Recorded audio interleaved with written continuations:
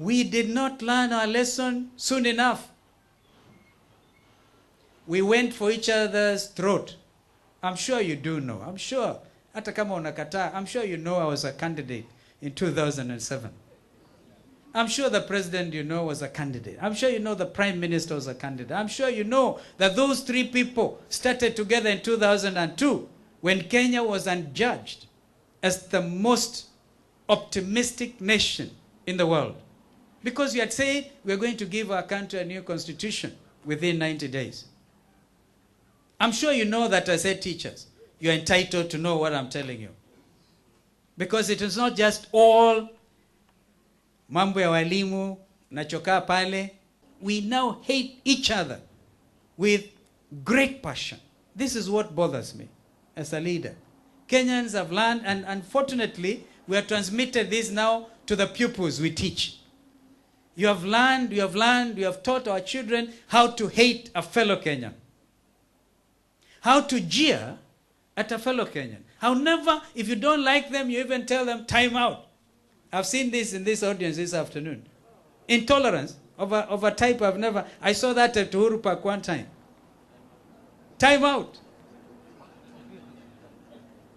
This is the country we are trying now to, and this is a new culture, the environment within which we want to bring our children, the future generation.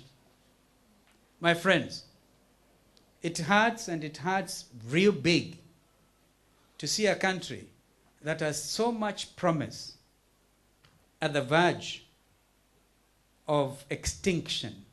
Use a cornerstone on one hand and another one at another place, yeah, and bring this nation by the year 2030 or even sooner to be the example in Africa. We have that capacity. Unfortunately, we are losing our comparative and competitive advantage in the region. If we now work on quality education, I think we are going to do very well. I want to tell you that musiwe na hofu.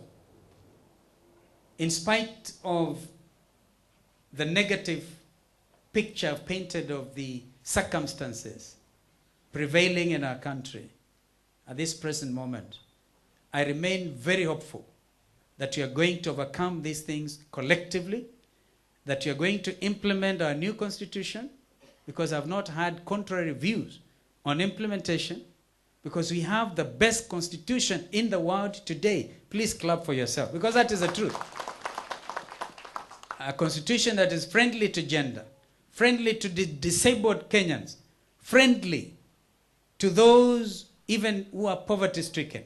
Because it says it is your right to not stop hungry, not to sleep hungry. It is your right to negotiate. It is your right even to hold demonstrations. Did you know it is even your right to do mass action? It's so in the Constitution. And this is a constitution then that we want to implement. Of course, some of these things, some of these constitutional rights come with heavy constitutional responsibilities as well. Because if we just took it upon ourselves to say no to the rule of law, that you would not believe in the rule of law, everybody afanye kivyake and go for us all, then you end up with a very strange country altogether. But having said that, I want to assure you, as we implement this new constitution, you're going to see real change. I just want to stress again, child-friendly schools. And I gave you the example of my old school teacher, Mr. Kianda. He made me feel so encouraged, without shoes, reciting a poem. I felt great. It's like another young man who said, walimu anamngojea jana. He was reciting a poem in Malindi. And at some stage he said, sasa lazima niwaache kwa sababu walimu wananingojea. Everybody clapped. When you see talent, also try to bring it up.